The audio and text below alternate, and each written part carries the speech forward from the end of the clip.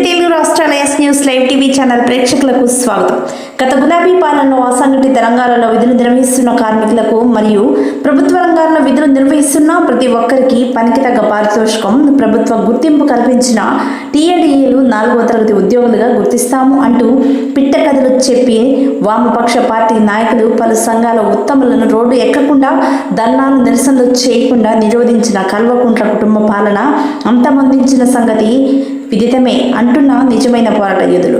ప్రస్తుత పాలనలో కనీసం ఈ మాత్రం స్వేచ్ఛ ఇస్తున్నారు, సంతోషం. గత గులాబీ దోపిడీదారులు నిర్లక్ష్యం చేస్తే మూల్యం చెల్లించక తప్పదు. భద్రాద్రి కొత్తగూడెం జిల్లాలో చెలో కలెక్టరేట్ అంటూ నిరసనలు తెలుపుతూ మూకుమ్మడిగా కదిలిన టీయూసీఐ సంఘ నాయకులు, కార్యకర్తలు, అసంఘటిత రంగ కార్మికులు తదితరులు.